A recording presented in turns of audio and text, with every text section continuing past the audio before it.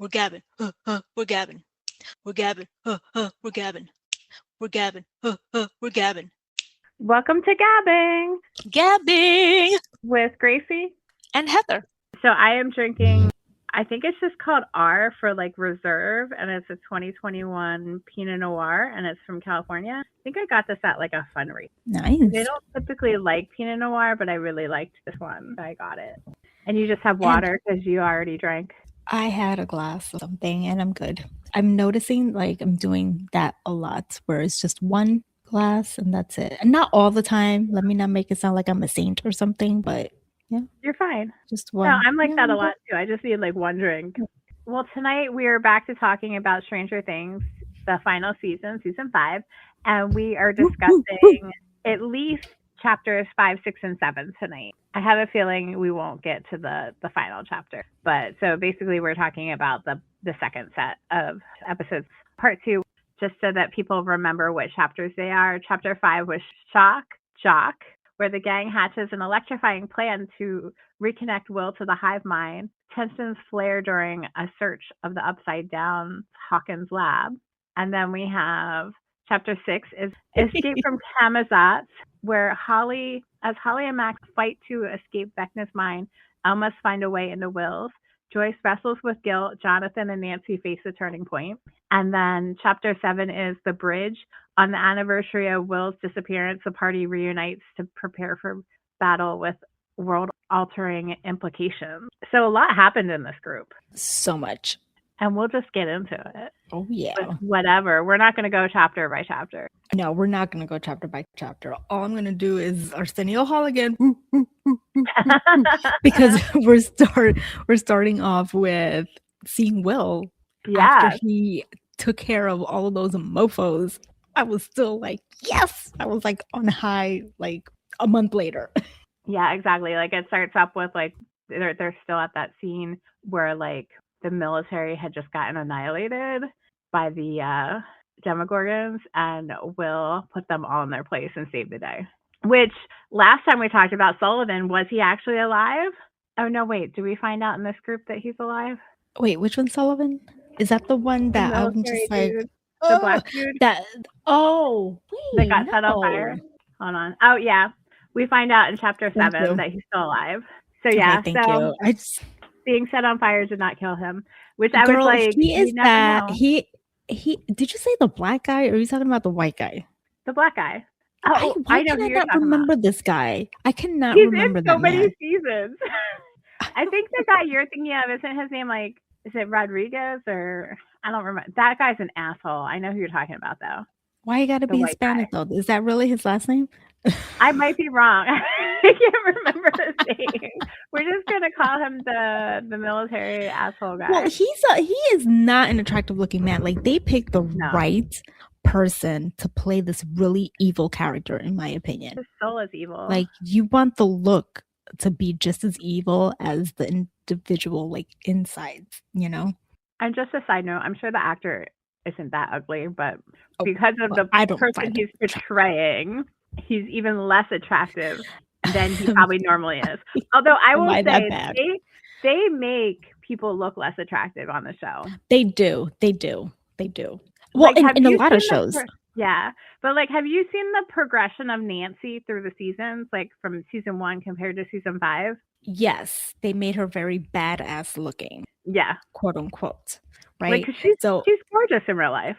And she's really cute in season 1. My one and only note is 3 titles. Okay. Wait a second. I want to make sure I'm not forgetting one of them because I feel like I already am. Lord have mercy. So. Are you getting into music? I am not getting into music. Okay. 3 titles. 3 movie titles. Okay. That this part reminded me of. Alien. Mm-hmm. Mad Max. Yeah. Lord of the Rings. Oh, that's interesting because there's a lot of Lord of the Rings references in this season on purpose. Oh, you see, this is why I don't do research, because I like to be surprised. I like to hear you telling me these things, and at this moment, and being educated at this moment, I want to know. Well, my alien, the reason why I said alien is because I think that she reminded me of Sigourney Weaver. But Okay, I can then see that. I haven't heard that reference with Nancy, but I can see it. The lab stuff is very alien vibes to me too. exactly. Like the references I've been hearing for Nancy is Sarah Connors in Terminator and Rambo. And that's spot on. When you told me, I was like, yes, that Yeah. makes absolute sense. And of course, it would be Sarah Connor with Linda Hamilton being on the show this season. Right. Exactly. But I And can she does look totally like Sylvester Stallone with that hair. Because for me, it was the hair. And that's why I thought It is the Sigourney hair. Weaver. And I bet they did that on purpose. I don't know that for sure, but I bet they did that on purpose. They have to have. They But have to I can have. see Sigourney Weaver in Alien. So, like, some of the Lord of the Rings references are going to be for the final part. But one thing that I'll point out is in chapter 7, when they are going to the gate, like they're like going to the lab to like go to drive to the Upside Down. Mr. Clark is like, he rigged the gate so that they'll open. Do you remember that part? Yes. Okay. You took a hot minute. Yeah, I So- did because so much happens. I know. But, yeah. But like there's a series of gates that have to open and the guard gets in trouble, but he had nothing to do with it. Mr. Clark, it's really easy to like miss it. But as he's opening the first gate with his remote control thing, he says melon to himself.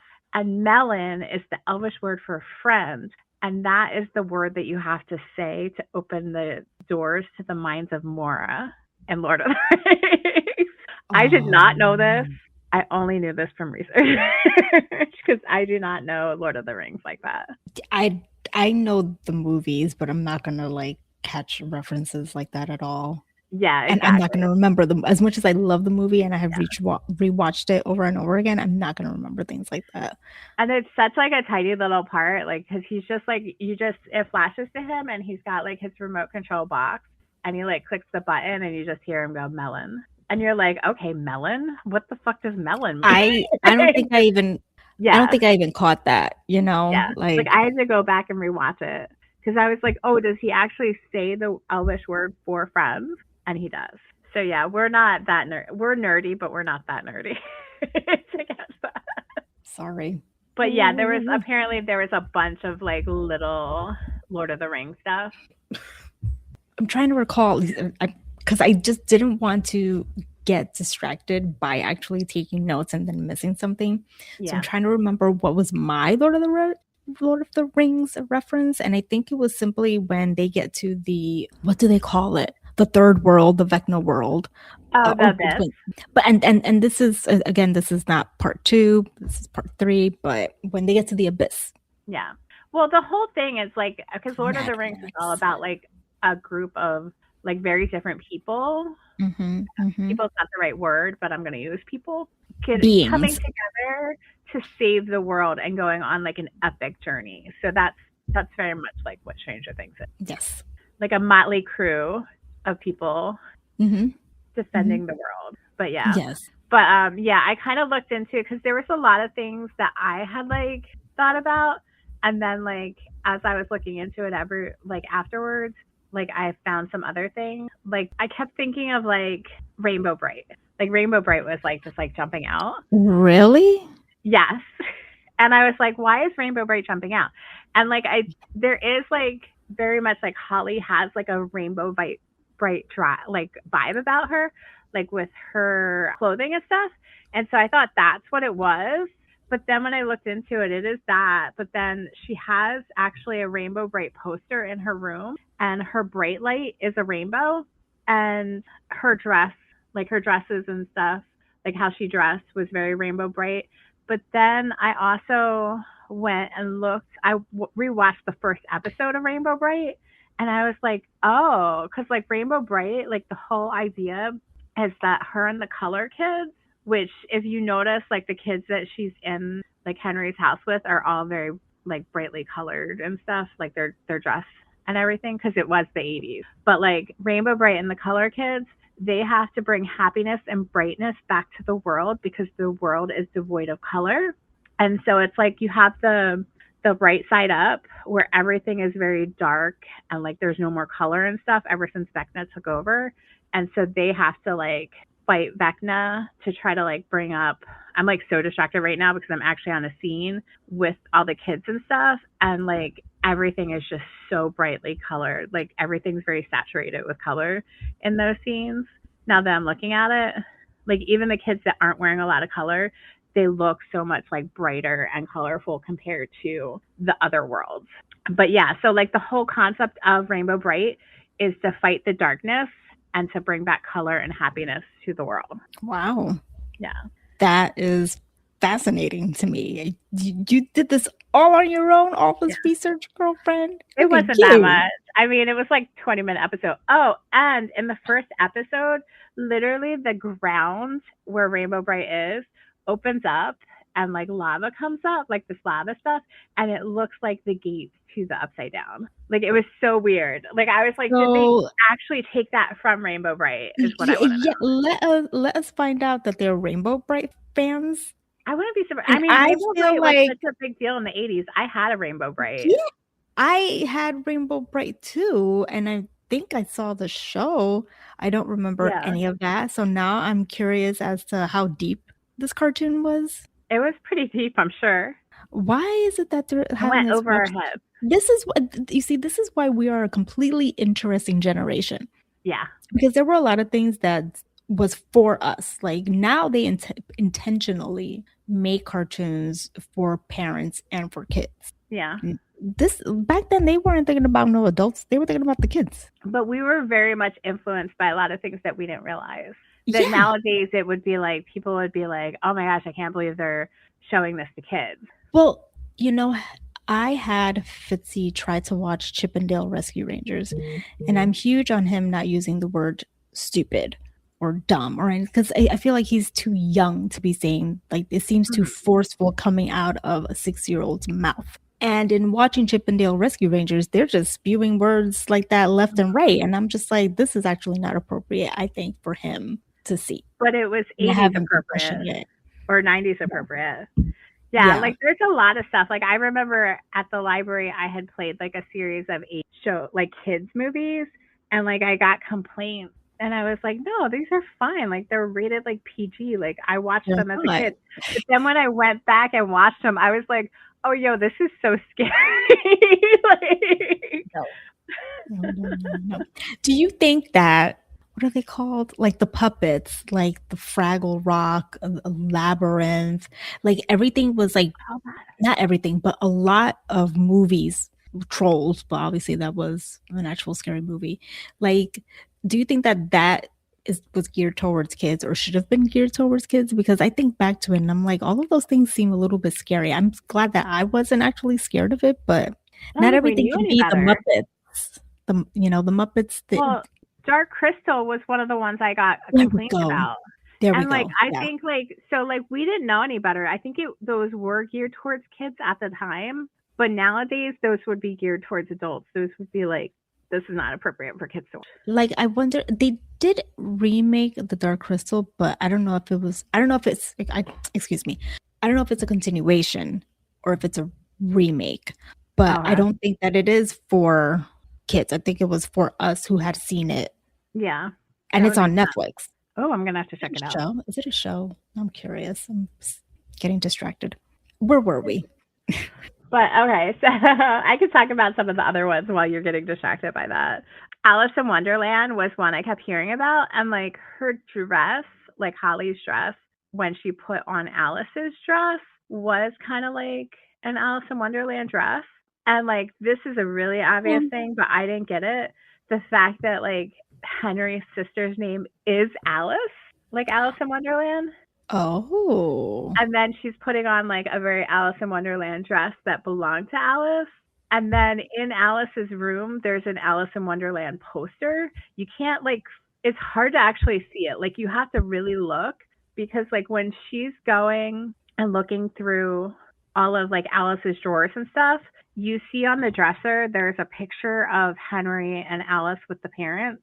And there's a poster behind the picture, but you only see like the bottom half of the poster, and it has like the actors' names and stuff, and like you can't really tell it's an Alice in Wonderland poster. But then if you look up the actors, it's like the people that voiced the different characters in Alice in Wonderland. So you have to like really know what's up. You have to really research because they put a lot of Easter eggs, apparently. Yeah. And so like, you know how there's all clocks? That's also an Alice in Wonderland reference. And all of the clocks are set to 12, which makes me be like, oh, is that why it has to be 12 kids? Why is it exactly 12 kids? That is I figured it had to do with something like the 12 disciples. Like he's a cult leader and he thinks he's like a Jesus character. Oh, I was going to say, is it something to do with the fact that there were 12 kids in the, what do you call it, where they were at? But there's not. We talked about that before because you were like, oh, is 12 the last one? But I remember that there was like an 18. Okay, never mind. But yeah, so all the clocks are set to 12. And then also you have like the imagery of like Holly going through the hole, like when she's in the abyss and she's escaping Vecna and she like goes up to that rock and she like pulls the rock away and it like goes down to get back into the upside down. Like that very much looks like Alice going through the hole to Wonderland. And then also with Alice in Wonderland, we have Henry looking fine as hell in his vest with his pocket watch. Does somebody have a crush? I just love me a vest. I forgot about that. You do love a vest. Is he really a villain if he's wearing a vest? Oh. But anyway, so we have him in a vest and a pocket watch, which in Alice in Wonderland, the White Rabbit wears a vest and a pocket watch. And then he also has like very like Mad Hatter vibes. So people have compared that to Alice. So yeah, so those were two big ones that I noticed. And then, yeah, like people are making a lot of Rambo with Nancy references. Obviously, like when you have Linda Hamilton, you're thinking about Terminator as well. Yeah. Because she's so like known for that. Some overall general thoughts besides movies that I had was that I really like that they have the military as the real villains of the show. Legit, is Vecna really a villain? Maybe next time when we're talking about the final episode, we can get into that a little bit. Like, is he truly a villain? But like that gets into the last episode. I will hold off. Hold off. I know it's so hard. Like when you've seen the next set, that's why I don't like watching like the next set of stuff before we've talked about like the one that we're currently talking about. Oh, do you know about Camp Hero? Is that the Montauk? Yes. Yes. I sent you. I think I sent you a clip that I saw on Instagram about it. Oh, did you? Maybe that's why I deep dived into it. Probably. It's on my fault. I also think that I had heard about that beforehand, and I don't know why. I mean, maybe we even talked about it briefly. I had never heard about it, but you live in New York, so since it's like a New York thing, girl, Long please. Island. That's Montauk, please. I when I think of Montauk, I think of beaches. You know, it's a beach town. Yeah. That's what I know of. With a dark history. Apparently, I had no idea.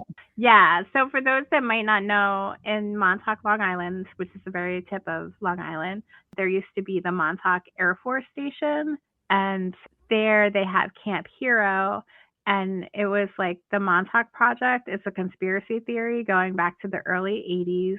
Like that's when the conspiracy theory started, and it was that the station was used for psychological warfare techniques and exotic research, including time travel. And so the show is like loosely based off of that. But when I deep dived into it, like I was like, oh, the Philadelphia experiment. Do you know about the Philadelphia experiment? It sounds familiar. You probably heard about it at some point. It's like another conspiracy theory. So like it's thought that Camp Hero is a continuation of the Philadelphia experiment, which was also called Project Rainbow. The Hawkins Lab has the Rainbow Room where the kids would hang out.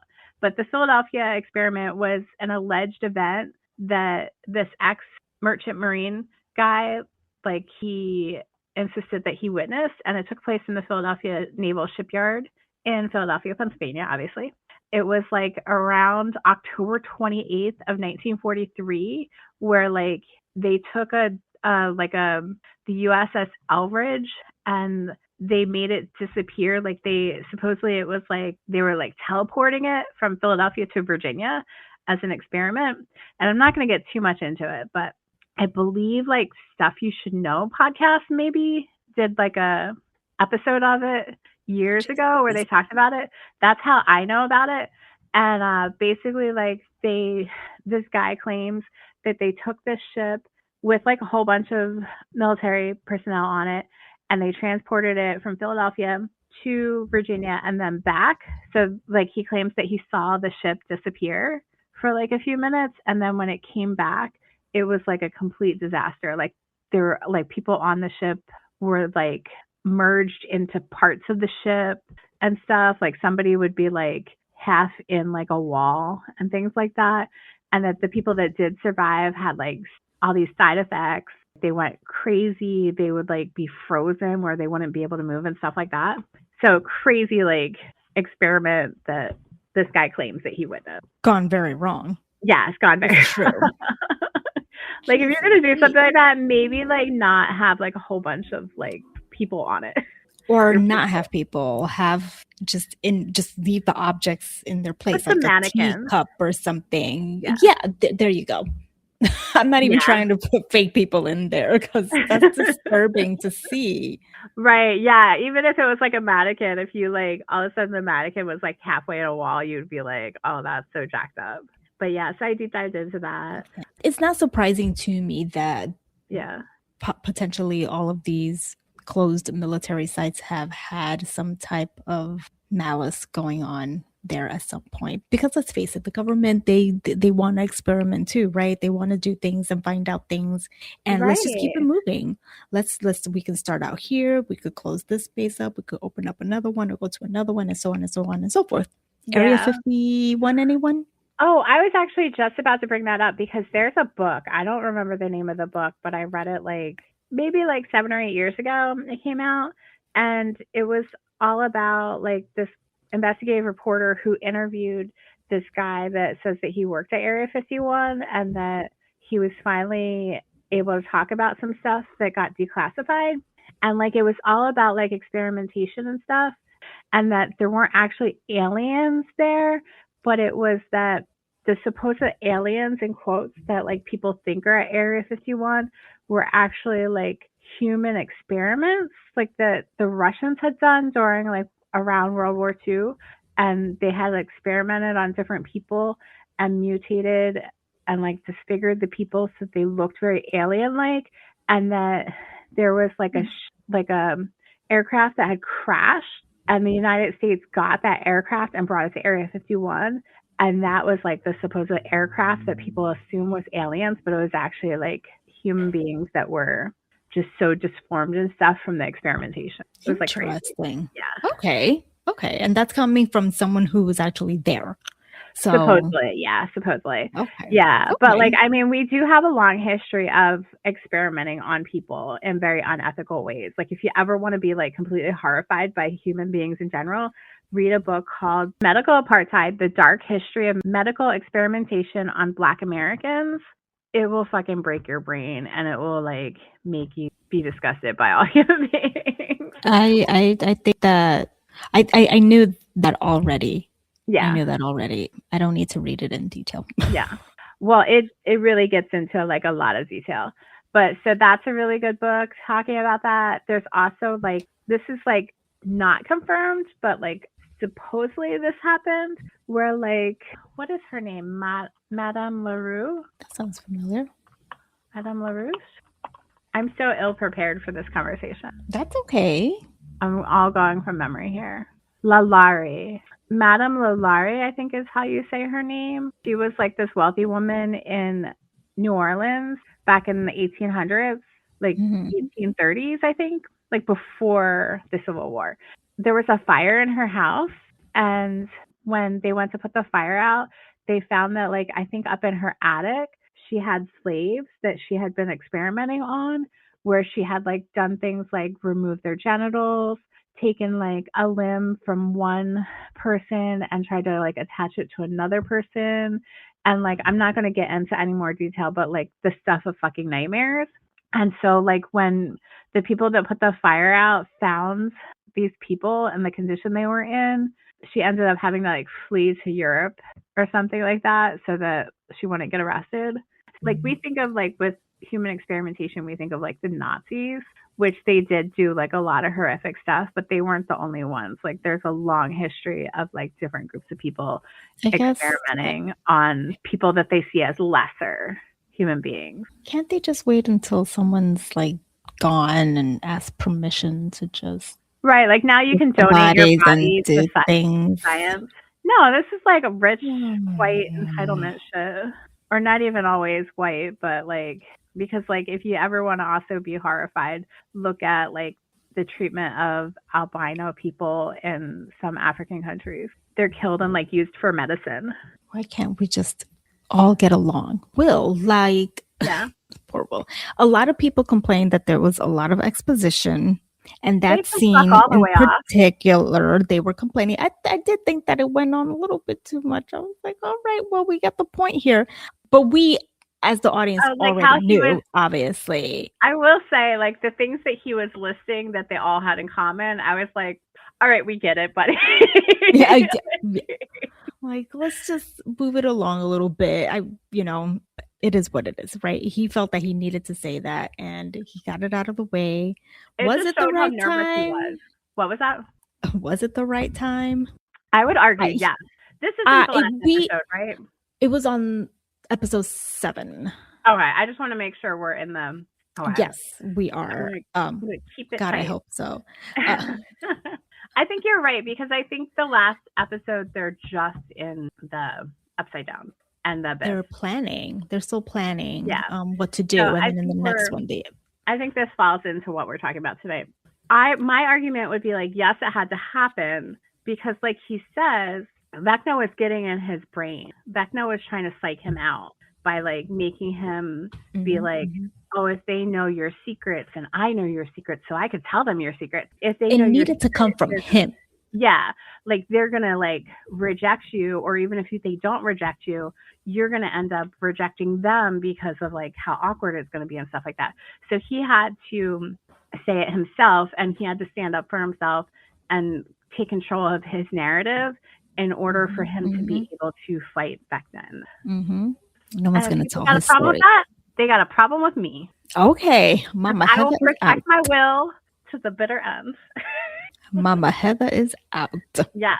I love that they all got together and gave him a hug. I was surprised that the older kids, for the exception of his brother, of course, weren't like, oh, we got you, whatever. But it's okay because it needs to be the core gang, right? It's about them. Yeah, I think they understood it wasn't necessarily about them. Yes, it wasn't. It was so sweet. It was so sweet. And we needed that. Yeah. Even though it was a long exposition, we needed that hug. Yeah. And it goes into, like with last time, how in order to control the hive mind, he had to like go back to childhood and stuff like that. I felt like it was tied in with that. It was that sort of thing where like step 1 was you have to love yourself and you have to like remember who you are as a person. And then step 2 is you have to feel like you can express who you are as a person to the external world. You need to be who you are. You need to be accepting. Something that I feel like I want to say Vecna didn't do, but he kind of did. He knew who he was, and he didn't. No, I would actually argue that your first thought was a little bit right. I think so. We'll get. Well, this is gonna bleed into it, so never mind. But to be continued. Yeah, TBC. But yeah, like next time we will definitely get into the differences in the life experiences of Vecna/Henry, Will, and Elle. Did you think that it was also a lot of exposition?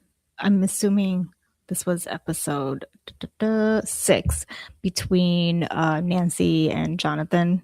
Oh my God.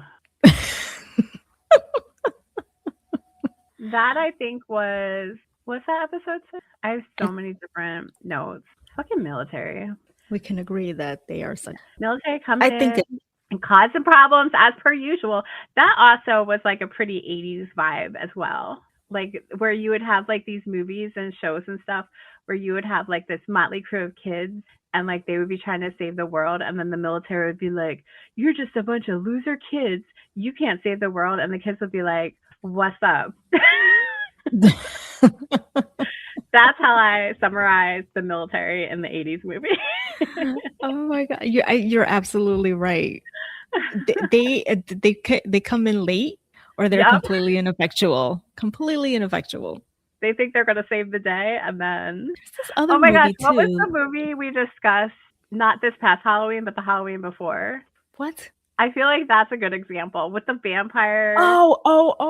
What was that The called? Monster Squad. The Monster Monster Squad. Squad. Monster Squad is a prime example of this. How the military like strolled in with their note from the kid at the very end. Meanwhile, the kids have already saved the world. Yeah, exactly. You guys are super late. Super late.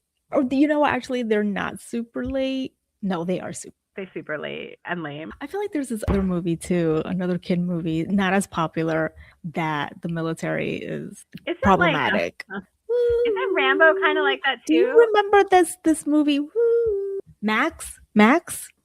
Oh, I don't know what movie you're talking about. I keep doing this over and over again. Greicy is making like this weird hand motion around her face. Max 19. Oh, so while I'm looking through my notes to look for the Nancy Jonathan stuff, I made a note that the door that Holly and Max walk through in chapter 6 is very behind her eyes. Do you know what door I'm talking about? Mac and Me. Mac and Me sounds very familiar. I gotta look this up. An alien trying to escape from NASA is befriended by a wheelchair-bound boy, and I think the military comes in at the end. I mean, probably. This does look very familiar.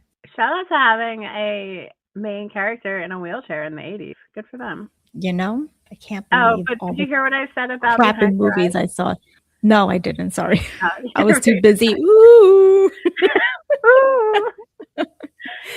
That's reminding me of Love at the Thanksgiving Day Parade, which we also talked about in a previous episode, where like they're at karaoke and she keeps putting the like mic in his face and he goes, ooh.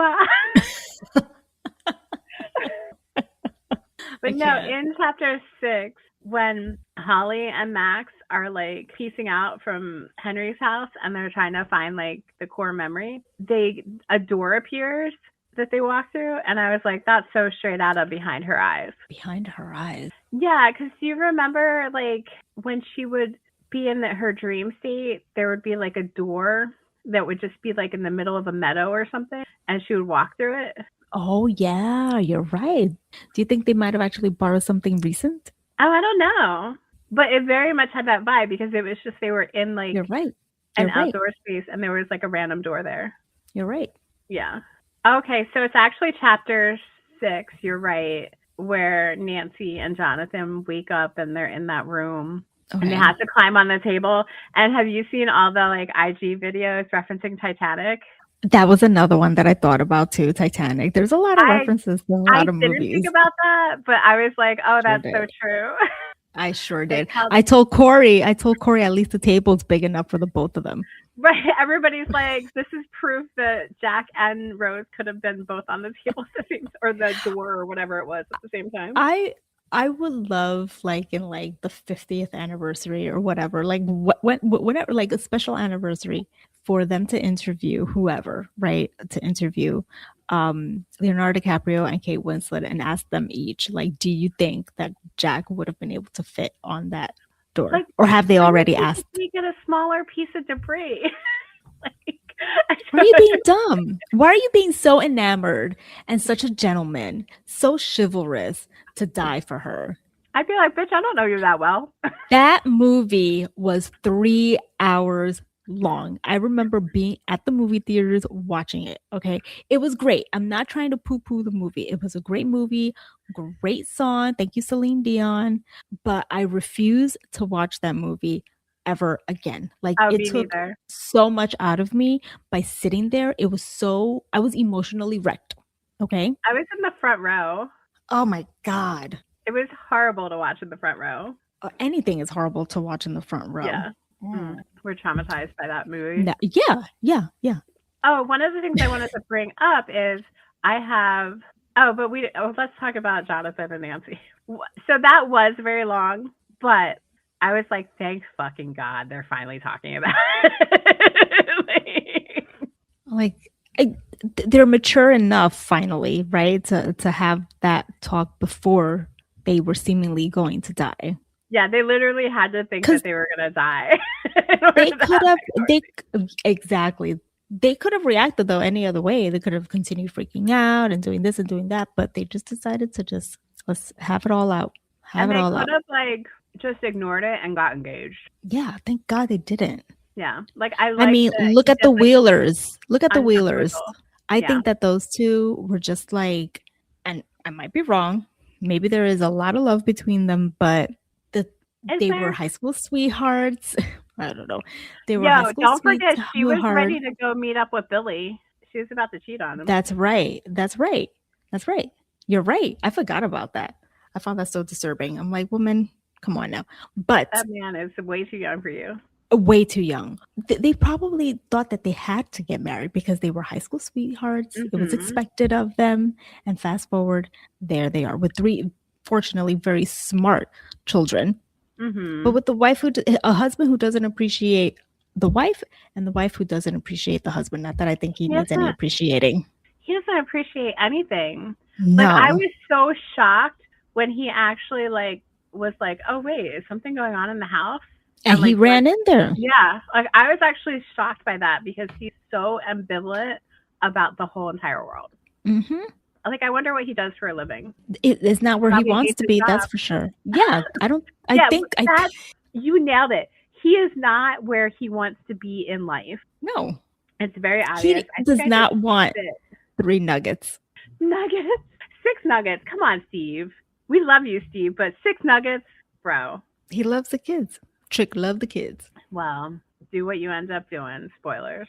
I was really happy that they did the unproposal and that they finally dealt with their shit.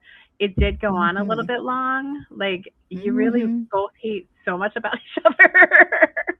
It was a lot of talking. But when you think about it, you need to have it like the show is wrapping up. So other things need to be wrapped up as well.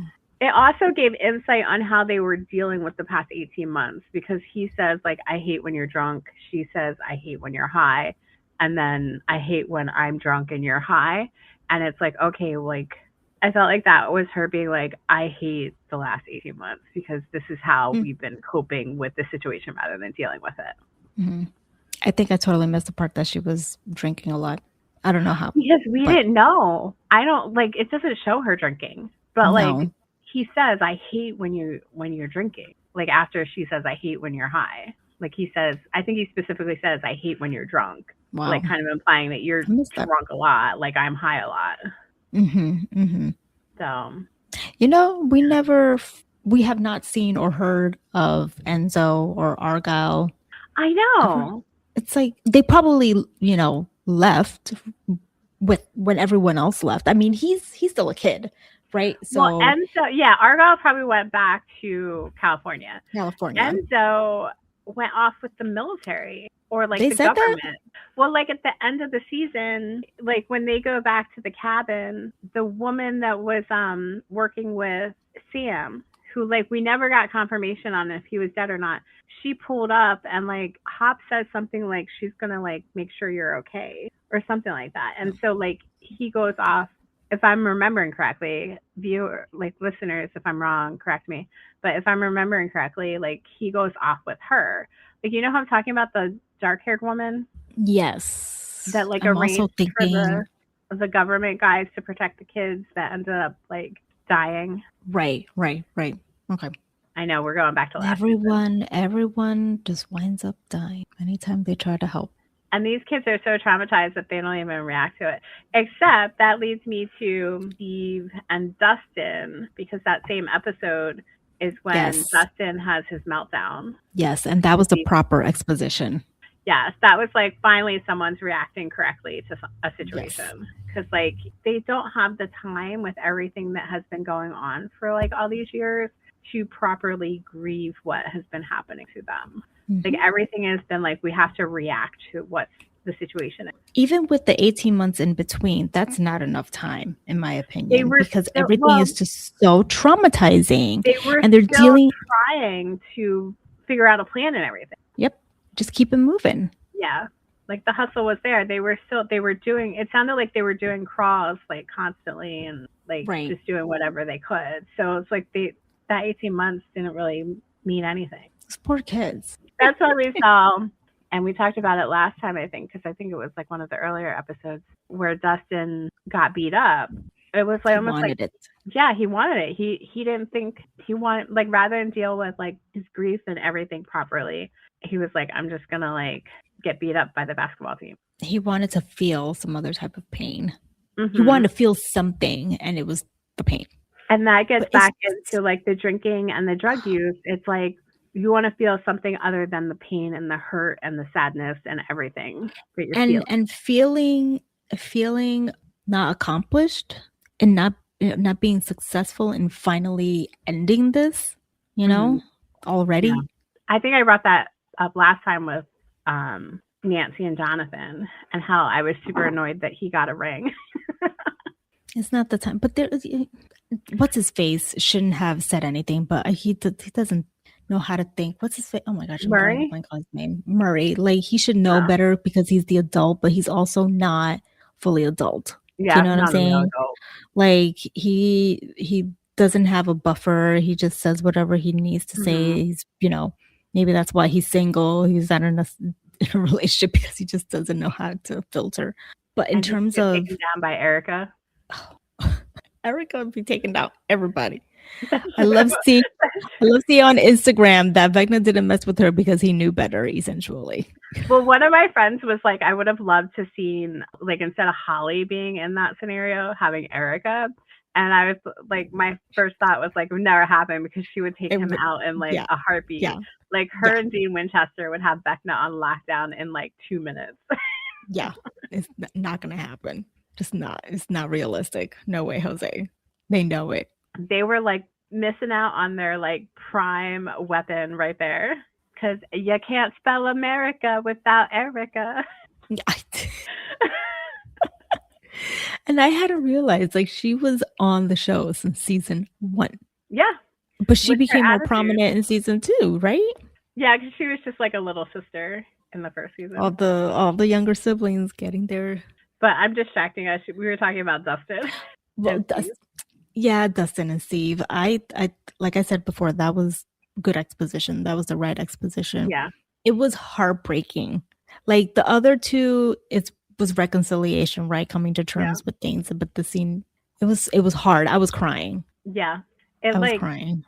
And it was so necessary. Like that was another one where I was like, thank God. Because like the animosity was just like getting to me. Instagram was also like giving me life with all of the like Steve as the single mom and mother of the year videos. Or like they would have like the moms of Stranger Things and it would be like Karen, Joyce, and Steve. Oh, I was gonna say, speaking of Karen, it was episode 7 where we see her. Okay, yes, because that's the episode where Lucas goes and gets Max, which I was like, oh my God, they're going to get them. I was so worried that those Demogorgons were going to get them. But Karen did her thing. Karen did her thing. Vicky she was like, no. Had used the intercom rather than call. So Karen heard and she was like, oh, hell not no. on my fucking watch. But I wonder if she realized with the lights going, like the lights went off and she knew what was happening when the lights were flickering. I said off, when they were flickering. Like she knew something was up. Because they finally fucking told her. We still don't know where Dustin's mom is throughout all of this, right? And the Sinclair parents as well. It drives me crazy that they're so clueless. Like after everything that has happened, y'all still don't know where your kids are. It's been days. Like, they don't got cell phones to be like, yo, I'm at Mike's house. I'm at the Wheelers. We don't see them at all these 3 episodes, right? No.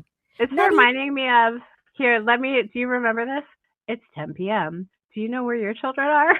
It's 10 p.m. Do you know where your parents are? My parents are at home drinking. They don't know where I am.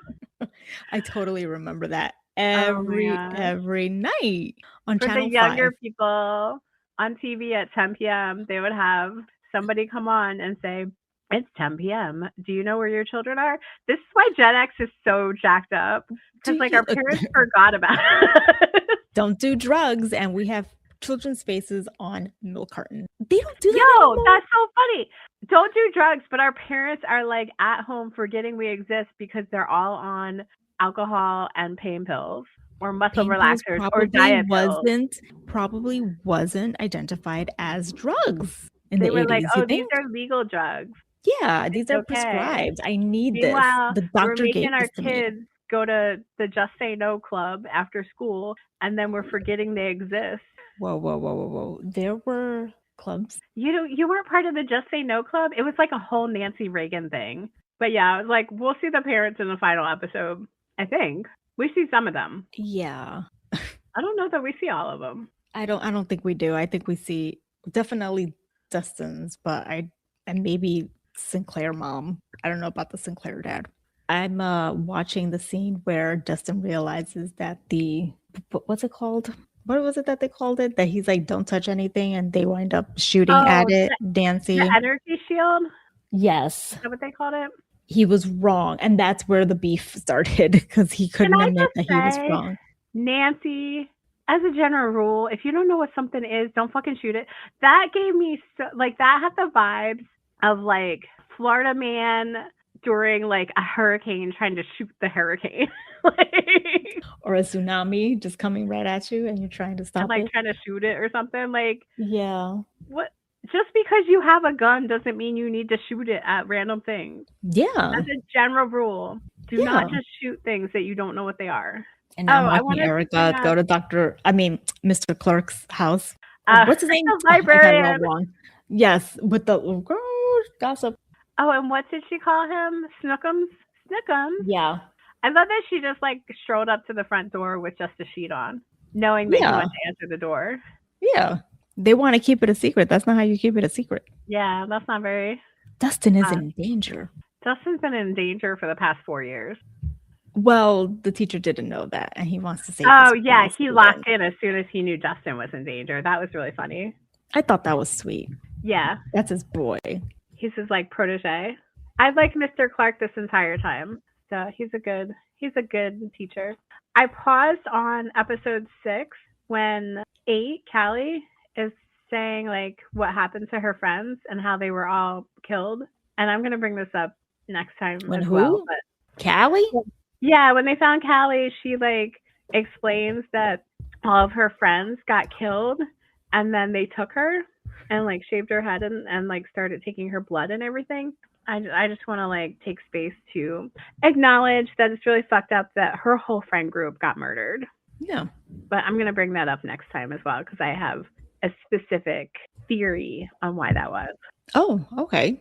But it involves the last episode. Okay. But yeah, so I was like really sad that all of her friends. And they also, I will say, like, they very much gave me Eddie vibes as far as like they are the type of kids that would have gotten sucked into the whole satanic panic that we were talking about previously, where they were like different and they obviously didn't have any money and stuff like that, so they were like an easy target to get sucked into like being othered and eventually dying because of it.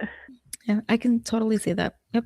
So what else? I gotta make sure I don't look at my notes from episode 8. Oh, it was kind of funny, Vicky and Robin, how like Vicky was just like, Robin's a junkie. She wants to help her. She like went from like, my girlfriend is perfect to, oh, she's obviously a junkie and needs help. I mean, I would be worried too. Yeah. I had forgotten when she said that. I'd forgotten that Robin had gone in and gotten all that stuff. And I thought afterwards, like, oh my God, like I felt so dumb. Like, it made me be like, oh, repercussions for your actions. Because like they wholeheartedly went in there and stole a whole bunch of benzos, not thinking they were going to get caught. They did. Like unabashedly went in there. Well, I mean, did they have cameras around? Like, how did she find out? I can't remember. They don't say, but I'm assuming that there's cameras because it's like not only it's at a hospital, but it's like the whole. They were that advanced back then. Oh, well, there you go. The plane and obvious thing is under military control. Yeah. Also, like the nurse, the one nurse knew that she was back there, Ah, so they might have figured it out that way too. Oh, but I think you had mentioned like I Lucas was. a minute ago, and like Lucas is the fucking MVP. Like he's I very have to much. say he's. I was gonna say he very much is giving me Rory from Doctor Who Centaurian vibes, like the man who waited. That is very like. How can I say this? That is the sweetest thing you can ever say about a man. Right? And Like Lucas deserves that. Lucas is the man we all deserve. that's so honorable. Like he's such an honorable person. Oh my god. Oh, It's why we love Rory and it's why we love Lucas. oh my gosh. Like, oh wow. Like I now you have set me on an emotional thing. Like I'm like getting emotional here. I really am because Yeah. I had forgotten like I love that Doctor Who season and it's nothing like Billy Piper and David Tennant have nothing on these guys in my opinion. Yeah. That's just me because that storyline was fantastic and I think that that's why I had a hard time continuing watching Doctor Who. That's a great Yeah. comparison. Like he is the man that waited. Oh my I god, just like Heather. the whole time every time Lucas was on camera, that's what I kept thinking about. I'm getting like little tingly feelings all over my Yeah. body. I got tears in my eye. Like, oh, And he was also like unrelentless in like I'm giving her a chance to save herself. Like he knew he couldn't save her, but like he was like, I'm gonna run through this hallway, I'm gonna fucking drop kick this demodog, I'm gonna get her to safety. Even when they're about to like come at us and they're like mere feet away, I'm not turning off that song because I need to give this woman 100% the chance to save herself. I was freaking out about the song when they were in the Yeah. laundry room. I Especially was like, because, oh. oh, okay, I warned you. I was fucking right. I said last time, whenever we were talking about it, I don't think it's the song. I think it's that he was holding her hand and it was the connection. Oh, And he fucking confirmed it. he confirmed He it. could have turned that song off. I was like, he was probably so annoyed when he finds out that the song didn't do anything. Well, no, he should feel even more like, oh my god, it was me this whole entire time. I kept her going. That's true. But That's so he sweet. fucking had to carry her and that boombox and fight demodogs. Like he didn't have He, to have he that could have boombox. turned it. He could have turned it off. Could have He turned it could off. have thrown the boombox at them. Yeah, they probably sickened them with the song. Like, oh, we had enough of this. We hear it all the time because we're, in the upside down and listening to it all the time, or wherever the hell the abyss. What the fuck was that? The abyss? The red area. Well, yeah, I'm calling it the red area. Yeah, I think that was like the bit where the portal was because it's like Yes. it's Henry's mind. Oh my gosh, when Holly went through the portal and was flying down, falling down, and then she couldn't get through the energy field, whatever the fuck it's called. That had vibes to something, but I couldn't think of what that was with her floating there and then getting sucked back up. I feel like that was some kind of reference to something. If anybody knows what that's a reference to, let us know on Instagram or email us. Mission Impossible? I don't watch that shit because I'm not a Tom Cruise person. I know. But that brings into like how fucking cult like the whole like Henry and his disciples shit is. Like he They're very kids. much right. Well, that's exact. So like he is That's like why a he cult did it. leader. And with cult leaders, they will go after vulnerable people. Vecna sees the children as being weak-minded that he can manipulate. And like the way these kids were so locked in, like I wrote at some point, Thomas is such a little shit because he was so locked in. Like he was like a true believer. He like was like gonna beat the fuck out of Holly if she tried to go against Henry. They pushed her down the stairs. Yeah. They like jacked their girl up. They really did. And someone on Instagram brought up a good point where like, we're here worried about dipshit Derek, but what about Thomas? Because he was a real fucking asshole. Yeah, that's his freaking name. Thomas was like the fucking who was in the was Manson? Like the Jason. Was it Jason from the basketball Oh group? yeah, I was going Manson family team. because there's like the one like second in command guy with the Manson family. That's who Thomas is in my mind. He I was like didn't the know that there was a ringleader of Manson family thing. Is this like yeah. Charles Manson? Yeah, because he had his like people think about the Manson family of being like a bunch of women, like young girls.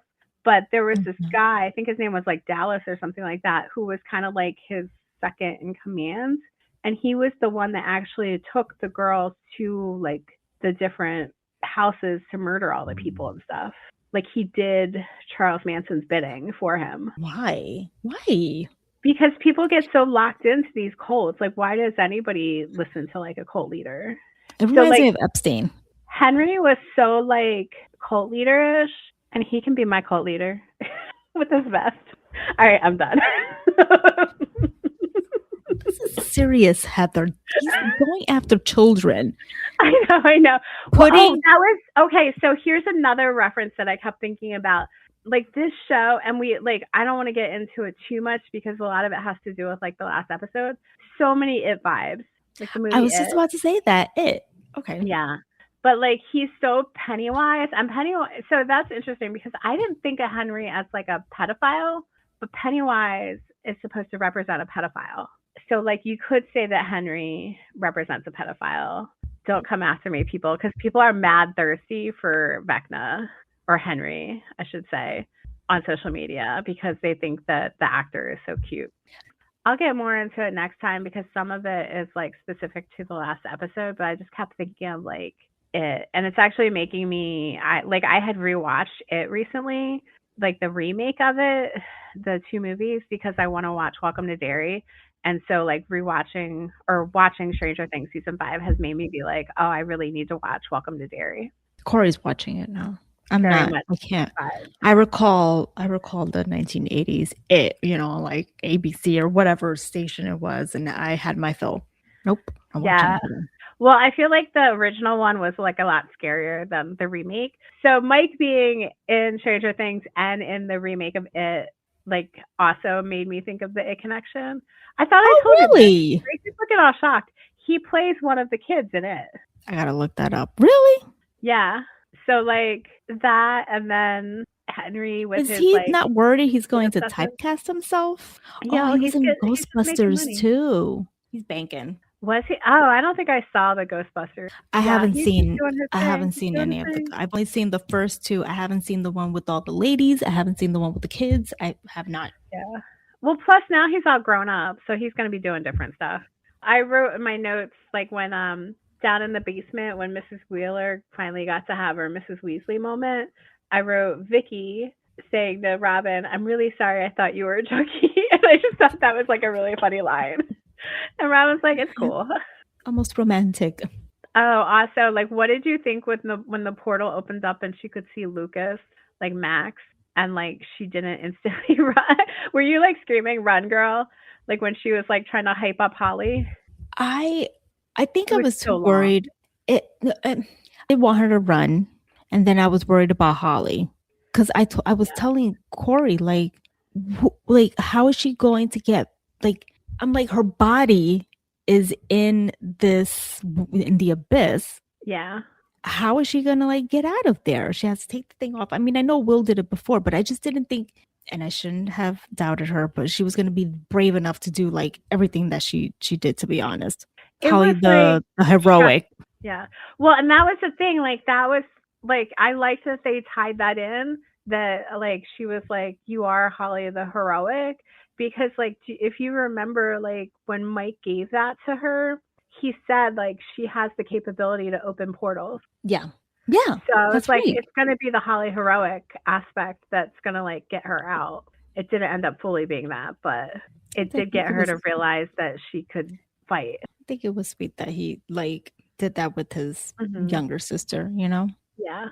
But it also didn't see them interact before. Yeah, we really don't. I don't know if you caught this because I don't think I caught it until I rewatched the episodes. There was at one point when they're like seeking out the core memory, Holly goes, "Wait, you just said when I get home or when I get out of here, aren't you coming with me?" Mm-hmm.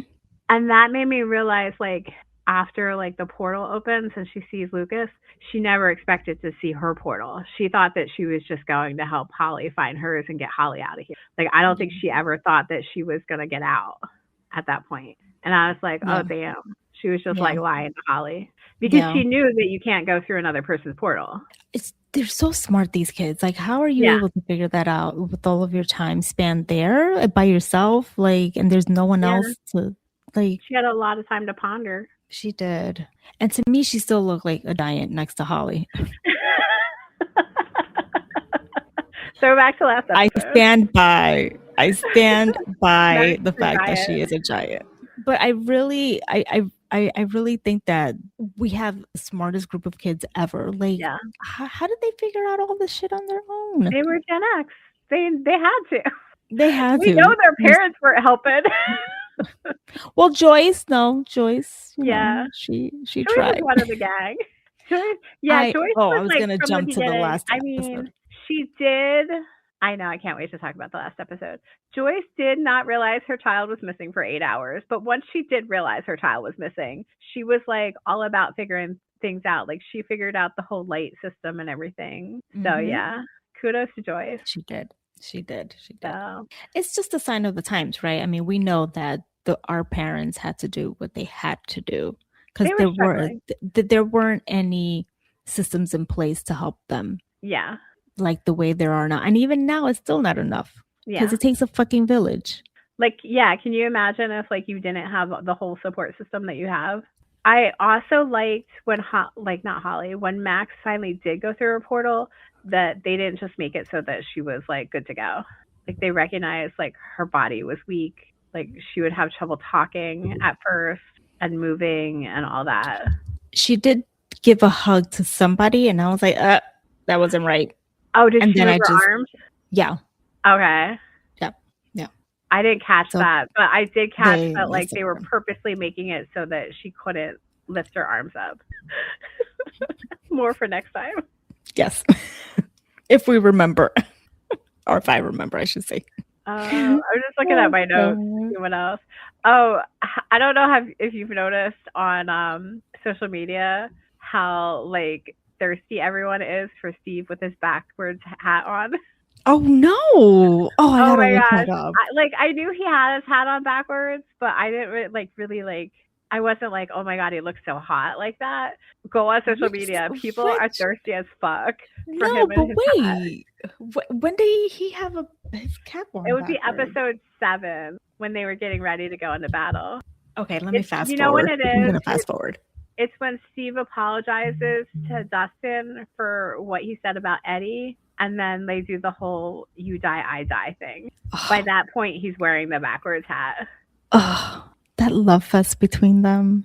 Oh, another cult thing was like at the end of episode 7 when Henry has all the kids at the table and he lights the candles and stuff, and then their heads all like go straight up in the air. It was very culty. Oh yes, and very seancey. Yeah. Did you hear about how, like, to make sure they could do the scene with Lucas carrying Max, like running and fighting with Max in his arms, they had him pick up her and like run through like a random parking lot as like a test run to make sure he could physically like do the scene. Wow. I didn't even like think. I don't know if it was when they were writing it, but they like apparently called him up and was like, can you just go out in the parking lot and like pick her up and like run across the parking lot with her? So they have like a video of them testing it out. Well, I was thinking, I'm like, isn't she too heavy for him? Like she's apparently he's like really into like acrobatics and like some kind of like fighting style and stuff like that. So he's like ridiculously strong. Okay. All right. So that was all real. I mean, he's a basketball player on the show, and that's it. But okay. Even more so, like basketball player, you got to be like quick, but like he's like I guess that he's like really strong. Like that was like 100% real because she also has to like pretend like she's unconscious, so it's like dead weight. Yeah, exactly. That's what I wanted to say, and I couldn't remember. And we know from carrying kids around, dead weight is fucking heavy. It is not the same as just carrying an awake child. They be passed out and you're like, I'm dying over here. Yes, exactly. Took a shot. Yeah, I'm just trying to think if we missed anything big, but a lot of it ties into the last episode that we'll get into next time.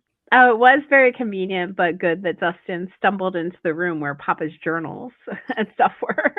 I thought to myself, why are they throwing this at us now in the second About to last episode? About like what the actual upside down and stuff is, or The whole thing, the yeah, abyss. yeah, because that's not what it was the entire time, and we were No, just we've like, been lied to. like we went in assuming it was just the upside down, and then the walls. We were like, okay, well that's the outer boundary of the upside down. What's behind it? Because so we kind of knew there was something behind the walls, but like we were wrong. It's like there's something above the walls. Girl, that and the pregnant women. I was like, why Oh, are you doing this? What? We don't need and this like now. I was like really thrown by that because I was like, well, okay, did all those women actually die? Like, are they all dead, or like some of them still like hooked up? Because presumably they're still trying to experiment with pregnant women. So I was like, where's all the pregos? Are they wherever the? Well, I won't say what I was about to say because that has to do with the last episode. But like that was like alarming. It was, and running like through the room with all those pregnant women, presumably dying, and more. I was like, what the fuck is and then I was going on like, here? okay, well, what exactly is it about Elle that's different than Kaylee? Because they both, you would assume, since they were part of the same experiment, they both had parents that were given Henry's blood.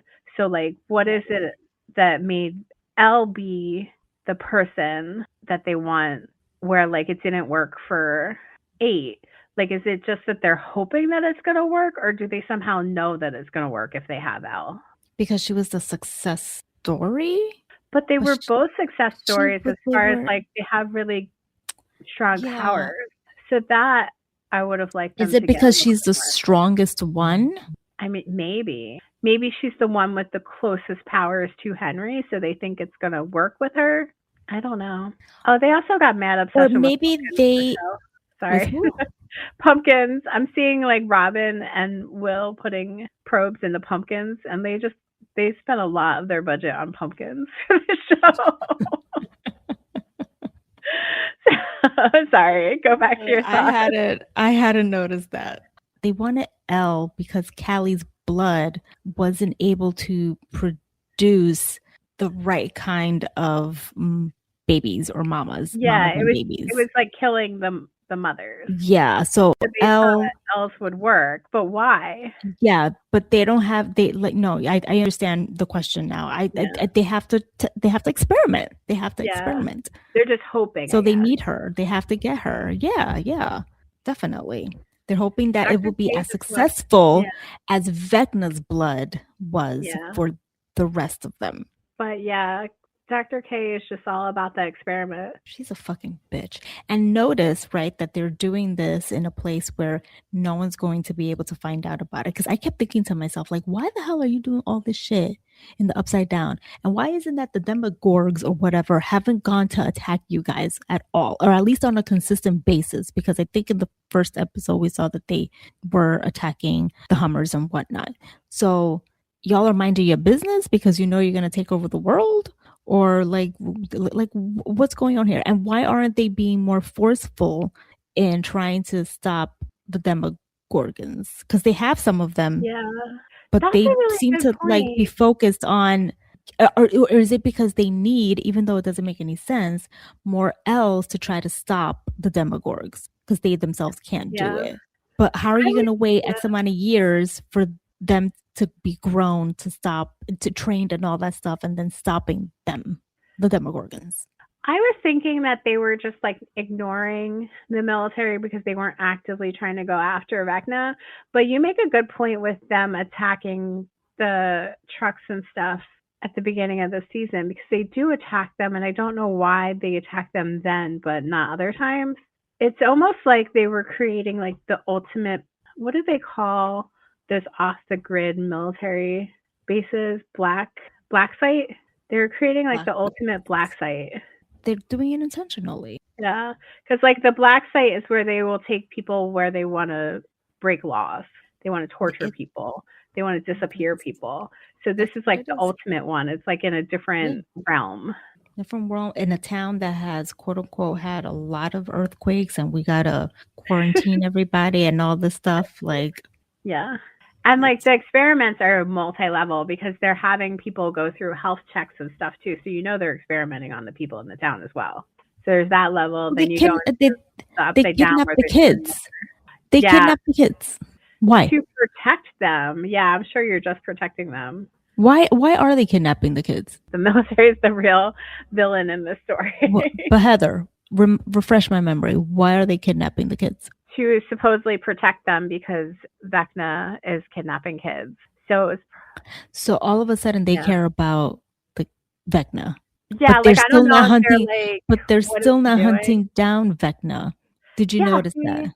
They're not. So I'm starting to think here that maybe they were coming up with a plan too, and they were going to inject these kids with Callie's blood. Probably. They were nefarious, whatever they were planning. Those kids, they never stood a chance. Nope. And that one ratted them out when they were trying to save them.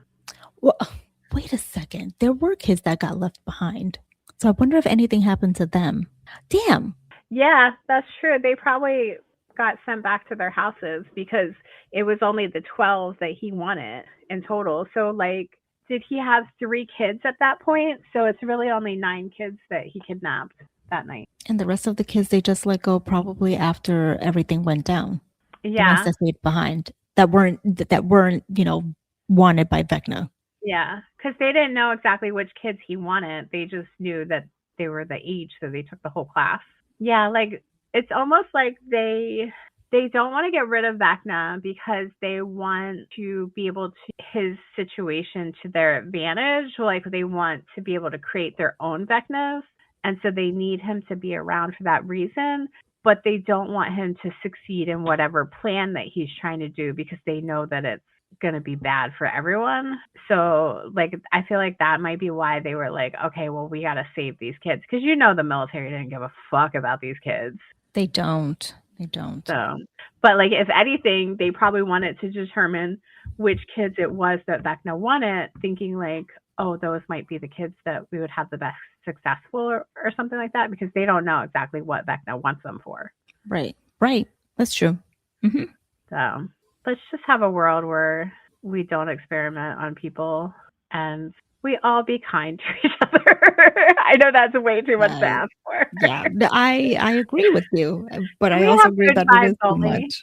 Good vibes only. Good vibes only. Good vibes only. Only good vibes. Do you have anything else to say about these 3 episodes?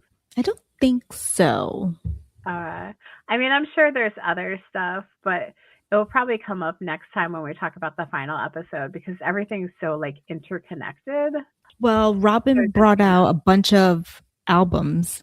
Oh yeah, did you notice that Holly was Tiffany? Was Will the Clash?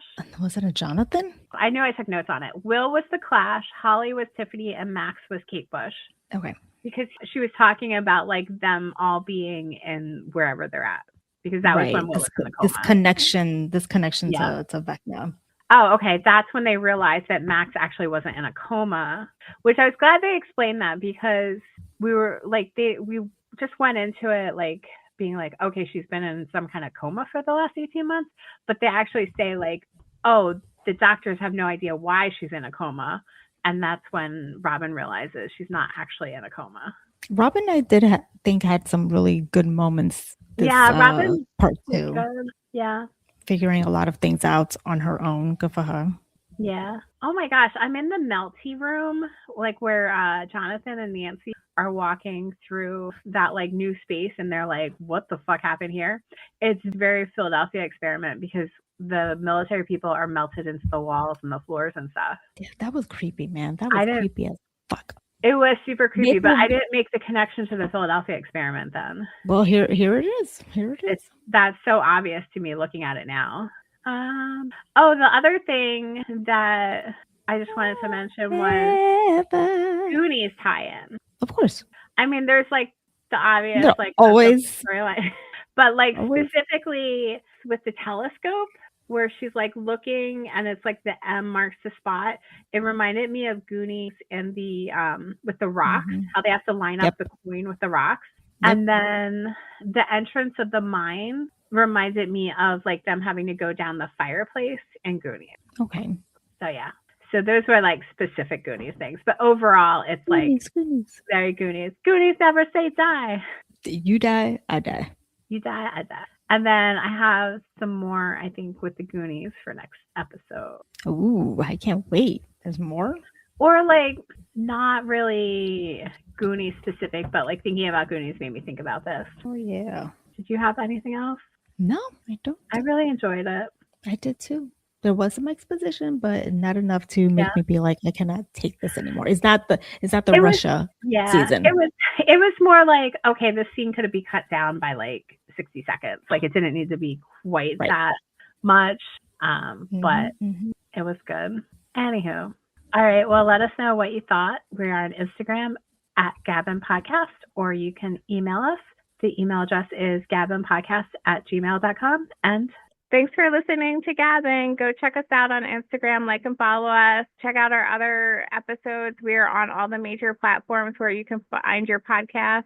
Feel free to buy us a coffee. Please do. We need it. Talk to you next week. Thanks for listening to Gabbin. Gabbin! We're Gabbin. We're Gabbin. We're Gabbin. We're Gabbin. We're Gabbin. We're Gabbin.